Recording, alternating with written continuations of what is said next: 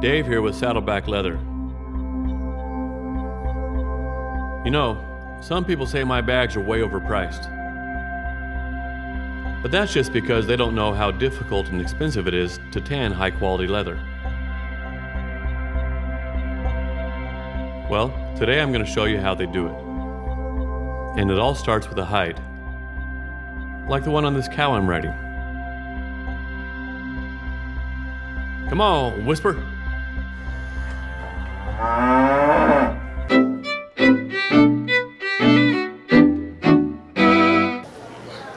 So this is a raw hide straight off the cow, and I want to show you how they turn something like this into something like this, a nice finished piece of leather.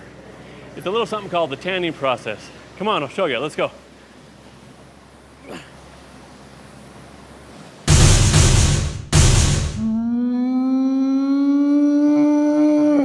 So this is where the hides come in to the tannery.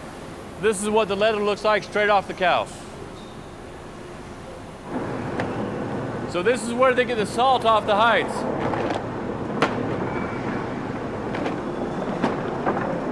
Just after they desalt it in the tumbler, this is where they put it to rehydrate it. But not only rehydrate it, they put in some chemicals to get the oils and greases out of the hide. And they don't use phenols, that's important. They use a type of alcohol that's much more expensive, but the phenols are not biodegradable and they're just really bad for the environment. So this is the fat that comes off in the tanning process. And people come and buy it from them to make toothpaste, shampoo, skincare products, but in the raw, this works really well as a healing balm and as a chafing lubricant. So the next process is real easy. It's the dehairing process. What they do is they tumble for another 24 hours with a whole lot of water, some sodium sulfides and various other things, and that bloats it and gets the hair out. This is the process of demeating. This is what when they take the hide after it's soaked in here to get the hair off, and they demeat it, flip it over, demeat the other part of it, it's good to go.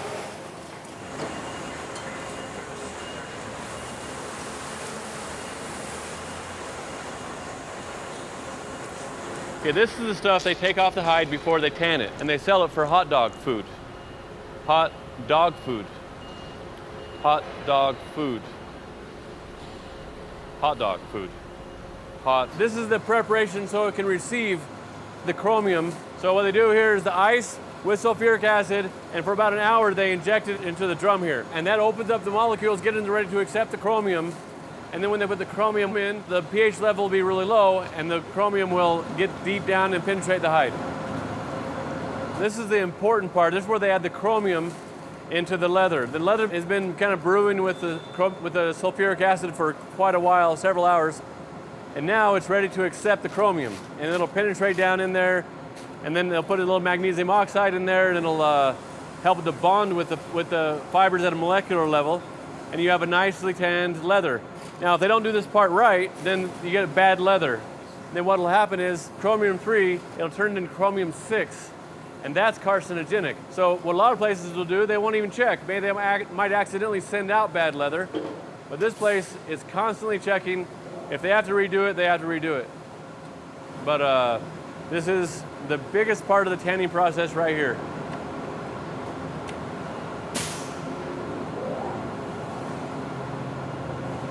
So if a tannery wants to sell a lot of leather, but they don't have very many drums, what they'll do is they'll tumble the hides with the chromium about half the time, which means that the chromium doesn't penetrate all the way in, where all the greases and preservatives used to be. And then they sell it off to the finishing tannery finishes it, and then your bag falls apart after 6 months or a year or 2 years, and you wonder why. Here we are at the really expensive Italian water filtration area. Now the cheap tanneries don't have places like this. They just dump all that stuff out of the drums straight into the river. Hey kids, get your fishing poles. Let's go fishing. Okay, so after the hide's gotten out of the big drum, they take it over here and they squeegee out the water of it. And then they take it over here to decompress for about 24 hours before they split it. So here's the end of the tanning process for the wet blue, before it goes off to be finished. So this is the wet blue hide. It's about 4 millimeters thick. About the top half of it has all the grain in it, which is all the fibers all twisted together, all the pores, all the really good stuff, really hard, tough part, which is what we use, is on the top. And then the bottom half is the genuine leather or the suede. And so what they'll do is put it through here, and depending on what the client wants, if they want it thinner or they want it thicker, they separate it here and give it to them. One for me, one for them. One for me, one for them. As you can see, the tanning process is not easy. This is the first part of the tanning process, but it's foundational to great leather. So it gets down to the end, it goes bad, they redo it. That's what high quality tanneries do. That's what high quality leather is made of. Low quality tanneries, it gets down to the end, is bad, and they make a bad decision and they send it on anyway. Bad pH, bad chromium, who cares? Now everyone makes bad decisions sometimes. For instance, looky here, my shirt. I didn't button it all the way to the top. See that? I corrected a bad decision. And you know what? If you've made bad decisions in the past, you can correct them too. Button your shirt, whatever your shirt is, button it.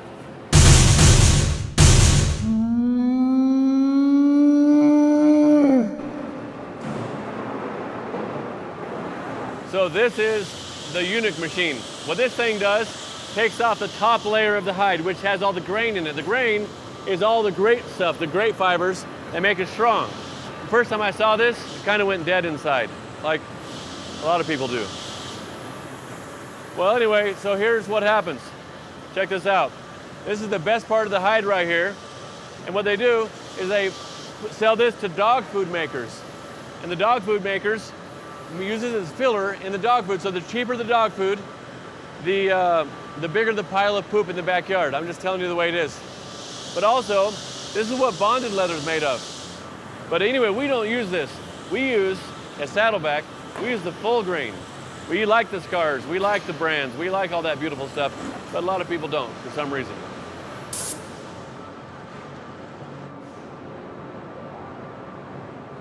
So this is the most important part of the tanning process. They'll tan it for 8 to 10 hours in these things, tumbling them. They throw the wet blue in here, they throw the water-soluble dyes, not the lead-based or any dangerous ones.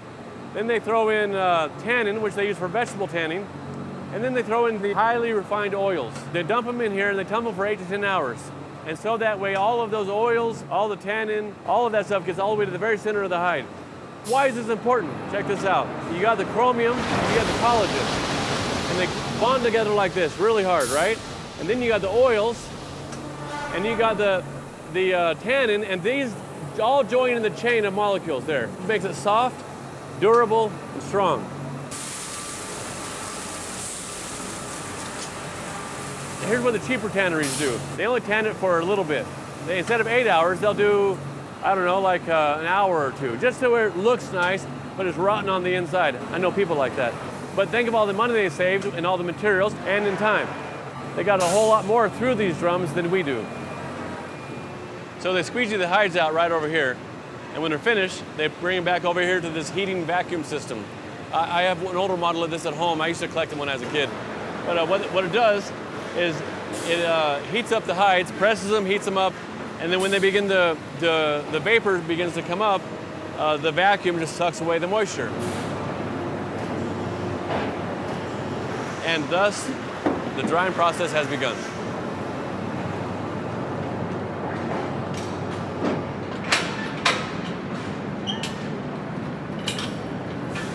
So this is called the toggling process. And this is the last part of making the thing dry. What they do is they pull the hide really nice and tight. They get it, which kind of opens everything up, and then they put it back into this oven and let it bake for a little while longer. So check this out. Here's a wet hide here.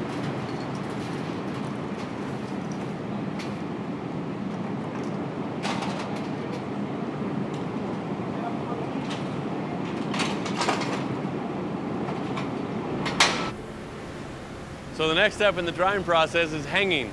What they do is they hang it on these racks and they go all the way around, come back around here, and really slowly, and they go through this big long oven here.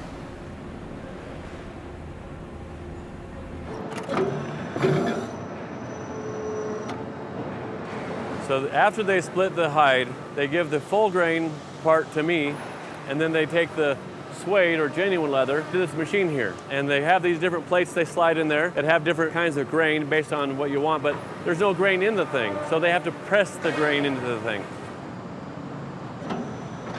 Now here's how you can tell fake crocodile or fake ostrich or fake elephant from the real stuff is it's very uniform. Notice it's all the same width all the way down. In a ostrich, all the dots are evenly spaced. That's not in real life. So they have all the different plates for pressing to get whatever you want. You can get elephant, you can get ostrich, you can get crocodile, you can get aardvark. They can even do house cat, because you know how hard it is to find a house cat this large.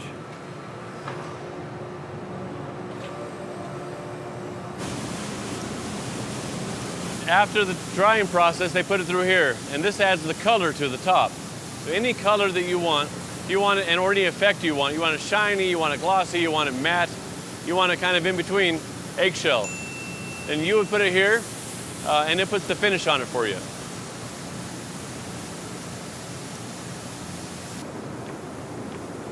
So here we are in the waxing process. Now this is a highly refined wax. It's way more expensive than the kind of the lightly refined waxes. And the reason is that we use this is because we wanted to go deep down into the fibers and just sit there. It doesn't bond with any other collagens or chromium or anything like that, but it sits there deep down in the hide. And what it does is it goes through here and it gets under these heat lamps, and the heat opens up the pores on the hide, which make it go even deeper. It's really a cool process. So this is the final step in the tanning process. With heat and pressure, they press the chemicals, the finishes, the waxes, make sure they're bonded real nicely. Do not get your fingers stuck in this.